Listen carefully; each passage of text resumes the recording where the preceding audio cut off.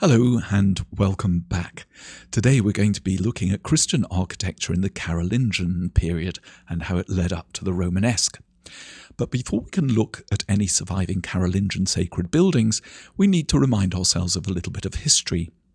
Last time we looked at Byzantine architecture and the importance of the dome in the East.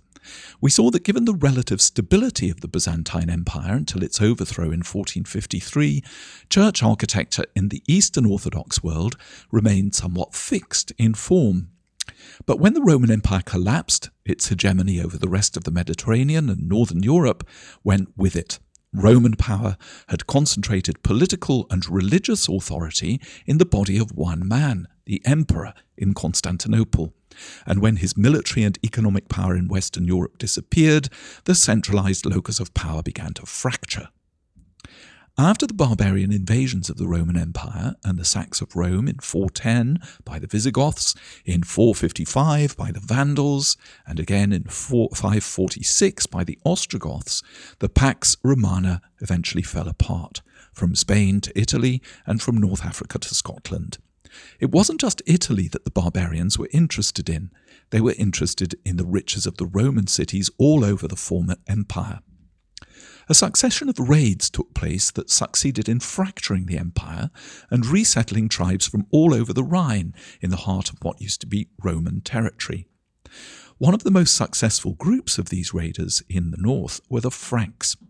In 496, Clovis, Hlodwig, later Frenchified as Louis, a great leader of the Franks, converted to Christianity largely under the influence of his wife, Saint Clotilde. He built up quite a large empire in the former Roman province of Gaul, often known as the Merovingian dynasty. Nothing of his church architecture survives, though he did found various churches, including the Church of Sainte-Geneviève in Paris. He paved the way for later powerful barbarian leaders to create new and powerful federations in Western Europe to fill the power vacuum that was caused by the collapse of the Roman Empire. The most important among those was Charlemagne, from 742 to 814. He was king of the Franks and later known as the Holy Roman Emperor. His empire stretched almost over all of France, northern Italy, and the modern countries bordering the North Sea. The Roman Empire had fallen about 400 years before he became a king. Charlemagne felt that it was his job to revive it and become the new Caesar. He did this not just by imitating the iconography of the Roman Imperium. He initiated a building program of palaces, castles, churches to underline his claims to be Emperor of the West. He even built an imitation of a Roman triumphal arch at Lorsch. His arch incorporated number symbolism of the Trinity and the propylaeum, or the entryway to the courtyard of Old St. Peter's Church in Rome. It's certainly not as if all traces of Roman civilization disappeared. Here you can see an artist's depiction of Roman Canterbury in about 300 AD, and here what it might have looked like in the time of Charlemagne. We need to remember that many of the walled cities that Rome founded and many of the monuments that they built were left standing after the destruction of the barbarian invasions. These remnants inspired the sacred architecture of the West, especially under Charlemagne. The stone churches of the earliest missionaries were built using leftover stones from Roman buildings. But it wasn't just the stones that were important. Even though the political and military power of Rome had disappeared, it had lost none of its power to claim to be the center of world Christianity. Rome was still, in that sense, the cultural and intellectual capital of the West. The style of the buildings that they created tried to imitate the style of those great basilicas in Rome. That's why the architecture that arose under Charlemagne and his successors is sometimes called Romanesque. It's Roman, but it's Romanesque. It doesn't quite make it. On the left, we have the equestrian statue of the Emperor Marcus Aurelius that dates from about 175 AD, and on the right, the equestrian statue of what is probably Charlemagne. The Roman statue has a sort of fluidity and power to it. The Carolingian statue on the right is rather stiff, and it looks a little bit like a child's toy. So perhaps this isn't really a style, it's more a name for a variety of elements or effects that were brought together to evoke Roman architecture. Think, for instance, of the great colosseums that Rome built, like this one here at Nîmes. Its succession of stacked, rounded arches with a strong horizontal line dividing them is something that we often see in the Romanesque period. So, now we've seen what the influence the Roman remains had on church architecture of the period, let's look a little bit more closely at how Charlemagne managed to use that sort of inherited prestige to give his extended rule legitimacy and cachet. There are not many buildings that survive unchanged from this period, though some examples have come down to us. What we can say is that without the Carolingian adaptations, it's unlikely that what later became known as the Romanesque style would ever have emerged.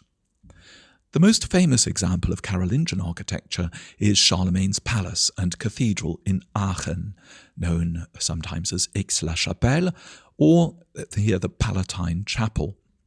He seems to have modelled it on San Vitale in Ravenna, the capital city of the Western Empire after the first invasions of the barbarians. Once again we can see a square surmounted by a circle, showing both earthly power below and heavenly power above, with Charlemagne as the hinge between the two. It's a round church with an elongated apse. It underwent a lot of development and extension in the following centuries, but its essential features are still visible. He constructed it to imitate the way in which a Roman temple relates to a Roman forum. Space for a solemn and long procession is suppressed in favour of a high, centralised space with a surrounding ambulatory. Hagia Sophia decorated every surface with mosaics and carved marble.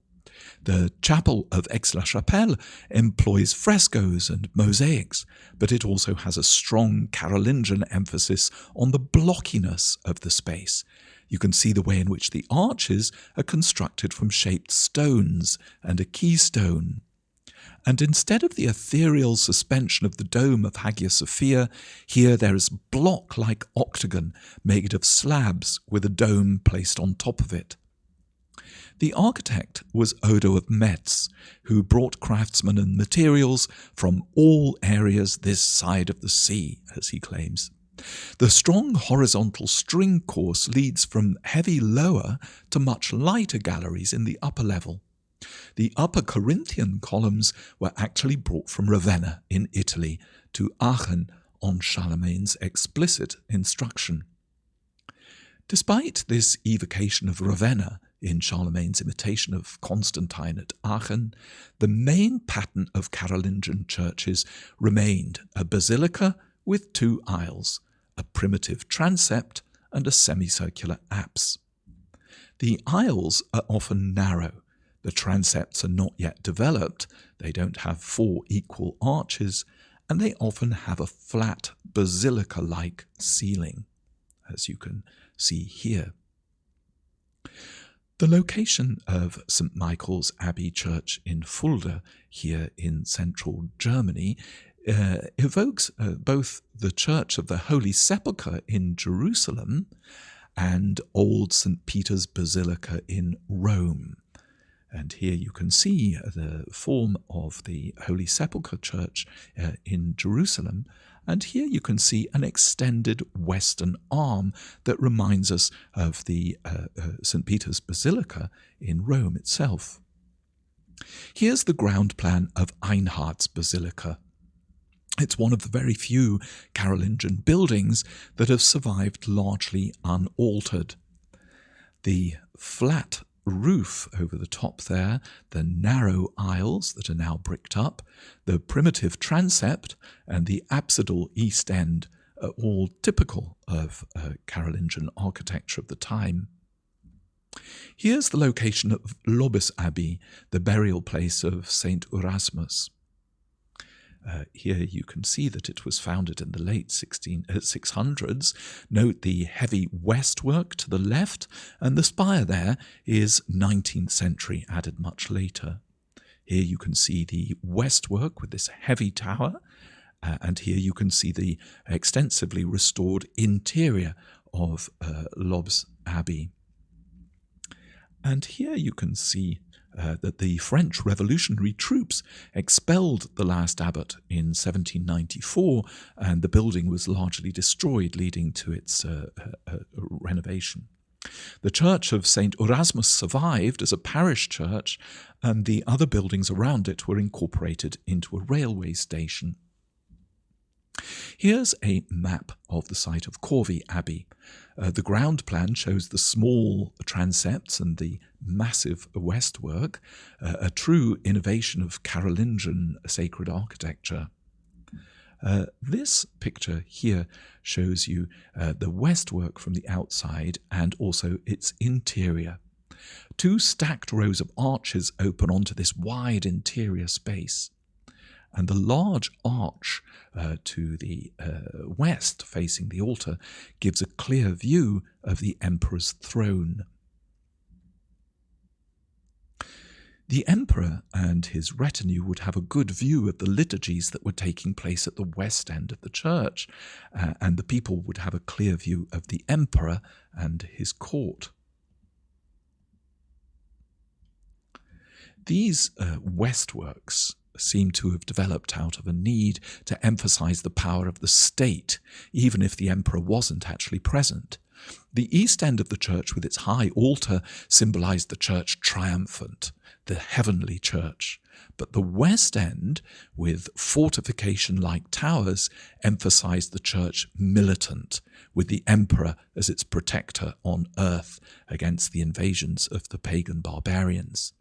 This was particularly true in the eastern part of Charlemagne's empire in Saxony, which had been recently conquered by him and has a large number of these westworks. And here are a few examples of these churches with their ground plan on the bottom right. You'll see that they often have some sort of these elements that we mentioned earlier. Solid walls, heavy westwork, narrow side aisles, a stunted sort of transept cut off from the rest of the church by almost complete walls, and this apsidal east end on the right here. Here is the westwork and ground plan of St. Kyriakos in Gernrode in Saxony.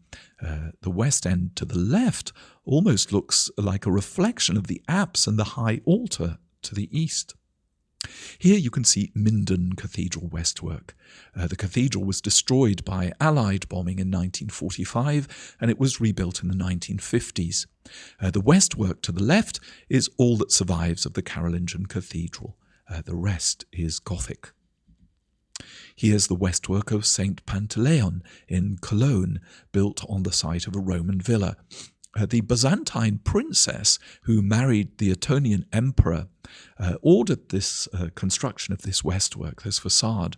The west end to the left looks more significant here on the elevation at the bottom of the slide than the high altar that's on that lower section to the right.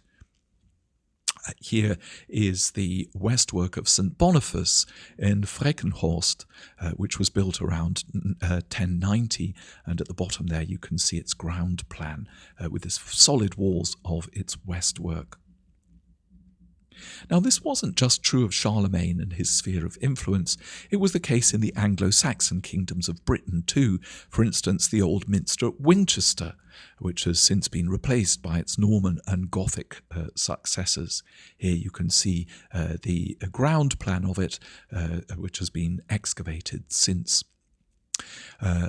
Finally, I'd like to say that the transition between Carolingian, Romanesque, or Norman as it's called in England, and Romanesque to Gothic are not sudden ruptures. The Christians of the past respected the work of those who came before them, even if they wished to adapt their innovations to better suit the developing theology, spirituality, liturgy, and politics of their times. So thank you for listening. Don't forget to click like and subscribe to let you know when our next adventure into the spirituality of Christian architecture will be posted. Thanks again, and bye for now.